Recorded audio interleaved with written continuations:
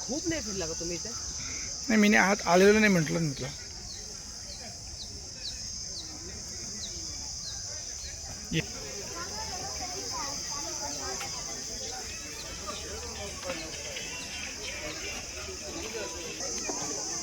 पण अल्फान्सो असतील ना देवगड हापूस वगैरे असं लिहिलं असेल का कुठे?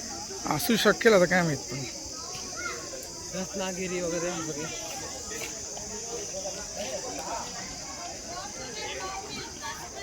काय काय महाग महाग